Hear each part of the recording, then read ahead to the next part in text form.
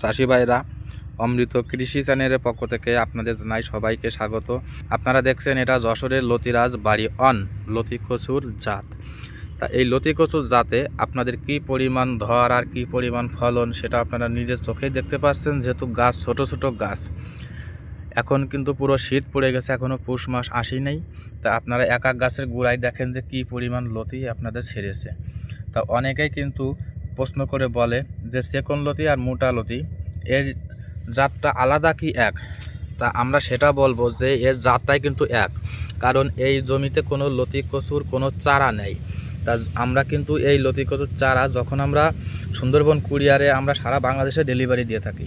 তা আপনারা এই লতি চাষের বিষয়টা আপনাকে একটু জানা উচিত, কারণ আপনারা দূর দূরান্ত থেকে যারা লতি কচুর চাষ করবেন তারা জেনে নিন যে কিভাবে সেকন লতি ও মোটা লতি জমি থেকে তৈরি করা হয়। তা এই যে একটা গাছ, এখান থেকে যখন আমরা লতিটা ছাড়বে, যখন আমরা কাটবো, এই দেখেন এই লতিটা আমরা এখান থেকে কাটবো, কাটার পরে কিন্তু একটা দুটো তিনটে সেকন লতি কিন্তু ছাড়বে। তা বিশেষ করে আপনারা এই দেখেন এই একটা লতি কাটা রয়েছে, এখান থেকে কিন্তু সেকন লতি আর একটা ছাড়ছে। এই যে গাছের মেন লতি, এই দেখেন মোটা লতি, এই একটা মোটা লতি। এই লতিটা যখন আমরা কাটবো ঠিক এখান থেকে আমরা কাটবো, এখান থেকে আমরা কাটবো, কাটার পরে এনটা সেকন লতি ছাড়বে।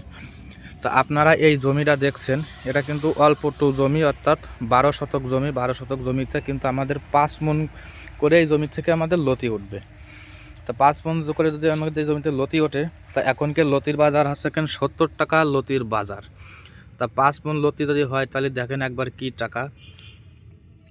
5 মণ লতিতে আপনার 12 থেকে 13,000 টাকা এই 12 শতক জমিতে, আপনারা নিজের চোখেই দেখেন। তা আপনারা প্রত্যেক সপ্তাহে যদি লতি কচু চাষ করেন, প্রত্যেক সপ্তাহে কিন্তু আপনারা লতি উঠাতে পারবেন এবং কি প্রত্যেক সপ্তাহে আপনারা লতি বিক্রি করতে পারবেন। তা বিশেষ করে এই যে এখনকার ধান কাটার সময়, তার পাশাপাশিও কিন্তু আপনাদের লতি কচুর যে পুরো ধরটাই কিন্তু থেকে যাচ্ছে।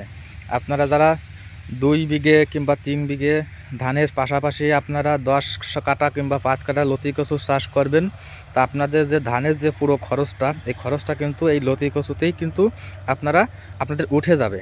তা বিশেষ করে এই লতি কচুর যে চারাটা আমাদের স্ক্রিনে দেওয়া নম্বরে অবশ্যই যোগাযোগ করবেন এই লতি কচুর চারা এবং লতি কচুর চাষ পদ্ধতি আপনারা সব কিছু A to Z জেনে নেবেন এবং কি কীটনাশক লাগে সেই বিষয়টা আমরা কিন্তু বলে দেবো।